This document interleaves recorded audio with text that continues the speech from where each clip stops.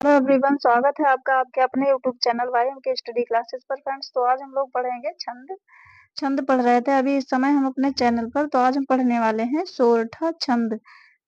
सोरठा छंद। वैसे आपको बता दें कि हमारे इस चैनल पर कंप्लीट हिंदी व्याकरण पढ़ाई जाती है, जो कि सभी प्रतियोगी परीक्षाओं के लिए, जिन परीक्षाओं में हिंदी व्याकरण आती है और 6 से लेकर 12th क्लास जो भी अदर बोर्ड के एग्जाम जिसमें हिंदी व्याकरण आती है, उन सभी के लिए हमारे चैनल पर हिंदी व्याकरण पढ़ाई जाती है। तो फ्रेंड्स, जल्दी से वीडियो को करते हैं स्टार्ट।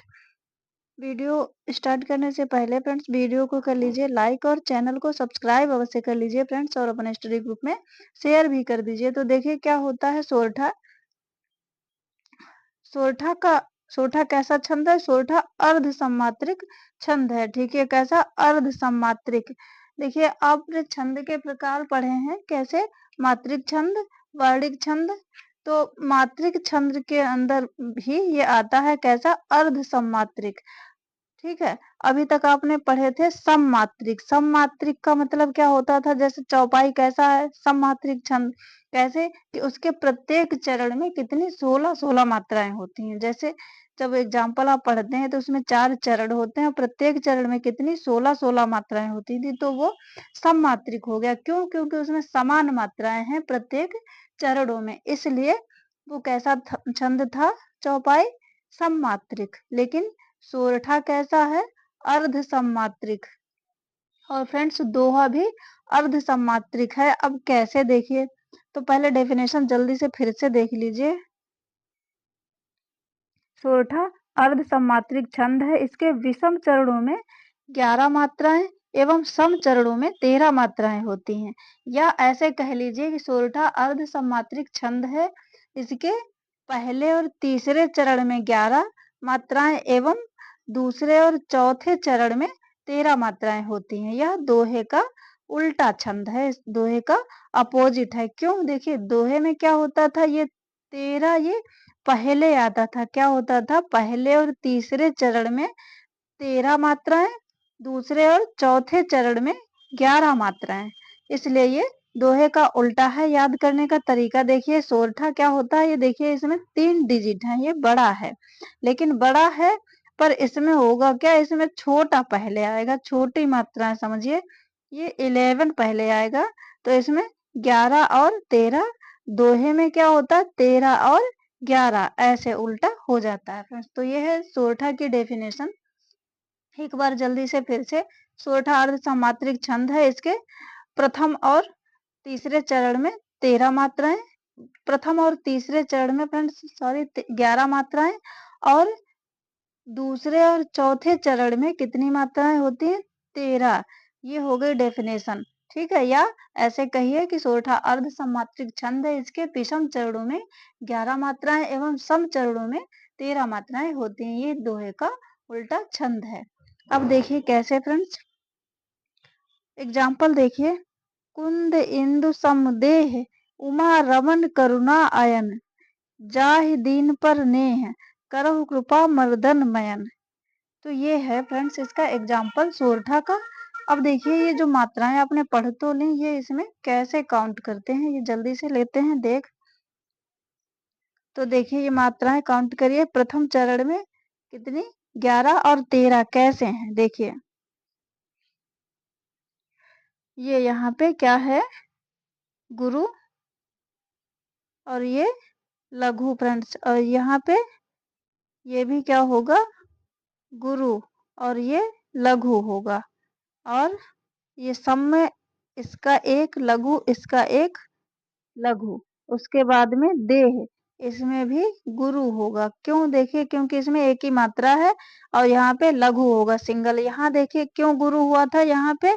क्योंकि यहाँ पे ये वैसे तो छोटा ऊ की मात्रा है, लेकिन ये अंग अनुस्वार इसे भी जोड़ लिया गया, तो यहाँ पे गुरु हो गया। ऐसे ही यहाँ पे भी, वैसे तो ये छोटी ही है तो यहाँ पे लघु होता, लेकिन नहीं, ये अनुस्वार अंग है, अंग की बिंदी, इसलिए यहाँ पे गुरु हो गया फ्रेंड्स। आगे देखिए, उमा रमन करुणा आयन, इसमें क्या है? देखिए, ऊ में हो गया लघु, और माँ, इसमें देखिए बड़े आ की मात्रा है, इसलिए यहाँ पे आएगा गुरु। उसके बाद में यहाँ देखिए सब सिंगल सिंगल है, इसमें सब में लघु। लघु का मतलब एक मात्रा काउंट करी जाएगी। यहाँ इन तीनों के लघु आ गए। उसके बाद यहाँ भी लघु।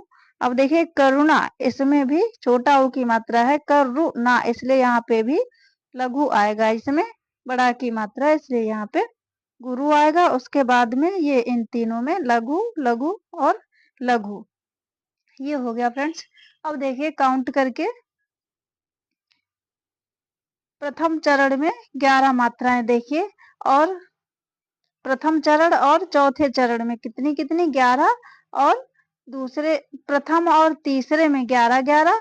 ये है प्रथम चरण, ये है दूसरा चरण। इसमें 13 होंगी, इसमें 11 होंगी, और यहाँ पे इस तीसरे में भी कितनी होंगी 11।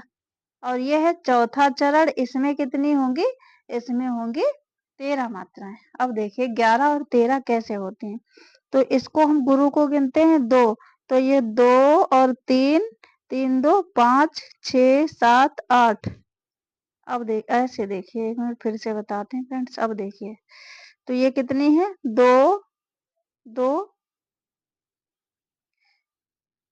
अब देखिए ये 2, उसके बाद में 3 4 5 6 7 8 और 9 10 11। तो यहाँ तक हो गई फ्रेंड्स 11। ठीक है, ये 11 मात्राएं जो आपने यहाँ पे पढ़ी थी वो प्रथम चरण में हो गई। अब देखिए इसमें दूसरे में देखिए कितनी है, 13 होंगी। देखिए तो 1 2 3 4 5 6 7 8 9 10 11 12 13 हो गई फ्रेंड्स। देखिए हो गई 13। पहले चरण में कितनी हो गई 11, दूसरे चरण में हो गई 13। अब देखिए ऐसे इसमें भी कितनी होंगी 11, और इसमें होंगी 13। देखिए इसमें भी देख लेते हैं, बता देते हैं आपको। देखिए कैसे, यहाँ पे आएगा गुरु, क्योंकि बड़े आ की मात्रा है, और ये है छोटा, इसलिए यहाँ पे क्या आएगा लघु आएगा। ये बड़ा आ की, इसलिए यहाँ पे गुरु, यहाँ लघु, यहाँ पे लघु, और यहाँ पे एक ही मात्रा है, यहाँ आएगा गुरु, और यहाँ पे लघु। ठीक है, अब देखिए यहाँ पे लघु लघु लघु, यहाँ पे ये कृपा में क्या आएगा, देखिए इसमें री की मात्रा, लेकिन इसमें क्या आएगा लघु ही आएगा। पा में गुरु आएगा, क्योंकि बड़े आ की मात्रा है। मर्दन में क्या आएगा, ये दा के ऊपर जो रा है इसका भारांक यहाँ पे आ जाएगा, इसलिए यहाँ पे गुरु, और यहाँ पे लघु, यहाँ भी लघु। और मयन में यहाँ पे तीनों अक्षरों में ये ऐसे आ जाएंगे। अब देखिए इसमें 11 होंगी। देखिए फिर से, अब देखिए ये 2, गुरु को 2 3 4 5 6 7 8 9 10 11 11 हो गए फ्रेंड्स। इसमें भी 11, और इसमें देखिए 13 होंगी। 1 2 3 4 5 6 7 8 9 10 11 12 13। तो ये हो गई मात्राएं। देखिए वैसे आप रट तो लेते हैं कितनी 11 11 13 13, लेकिन पता नहीं होता कैसे 11 11 13 13 मात्राएं होती हैं। तो ये 4 चरण होते हैं। जैसे ये हो गया एक, फिर यहाँ से ये दूसरा हो गया कॉमा के बाद, ये तीसरा हो गया, ये चौथा। तो ये है फ्रेंड्स सोरठा। अब इससे अच्छे से क्लियर, इतना अधिक क्लियर कोई नहीं बताएगा। अभी भी कुछ कंफ्यूजन हो तो आप कमेंट्स में बता सकते हैं फ्रेंड्स। तो ये हो गया सोरठा, ऐसे पढ़ते हैं। अब देखिए नेक्स्ट एक और हम पढ़ लेंगे बरवै। बरवै क्या होता है, देखिए ये भी एक छंद है। तो इसकी डेफिनेशन देखिए, ये कैसा छंद है, ये भी मात्रिक अर्ध सम छंद है। इसमें भी अर्ध सम मतलब इसमें भी सभी चरणों में मात्राएं समान नहीं होंगी चौपाई की तरह। इसमें क्या होंगे, सब चरणों में मात्राएं अलग अलग होंगी। और किन चरणों में कितनी होती है ये भी देखते हैं हम इसका। देखिए यह मात्रिक अर्ध सम है या सम अर्ध अर्ध सम्मात्रिक है, ऐसे कहिए तो भी एक ही बात। जिसके विषम चरणों में 12 और सम चरणों में 7 मात्राएं होती हैं, कितनी 7, और विषम चरणों में 12। अब देखिए यति प्रत्येक के अंत में होती है। यति हमने आपको बताया था, जो कॉमा होता है या रुकावट होती है जहां पे हम स्टॉप करते हैं, वही क्या होता है यति। तो ये है।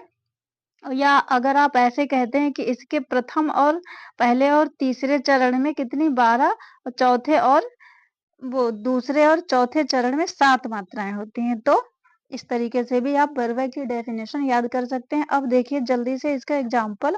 अवध शिला का उस पर था गुरुभार, तिल तिल काट रही थी दृग जल धार। देखिए यति चरण के अंत में है। देखिए, ये देखिए यति यहाँ पर स्टॉप हुआ है, इसमें कहीं बीच में स्टॉप नहीं हुआ है, इसलिए ये क्या है? हाँ, तो यहाँ पे क्या हो गया? वर्ब है। यही होता है यति कि बीच में कोई रुकावट नहीं। अब इसकी मात्राएँ काउंट कर ली, पर इसमें भी देखिए वैसे ही होगा जैसे सभी में मात्राएँ काउंट करते हैं, तो आप इसमें भी वैसे ही काउंट करके देखेंगे तो टोटल आपको इसमें 12 और 7 मात्राएँ मिलेंगी। ठीक है फ्रेंड्स, तो ये है वर्ब है। आई होप आपको वीडियो पसंद आई होगी। तो वीडियो को कर लीजिए लाइक और चैनल को कर लीजिए सब्सक्राइब। उसके बाद में हम मिलते हैं नेक्स्ट वीडियो में फ्रेंड्स। आज के लिए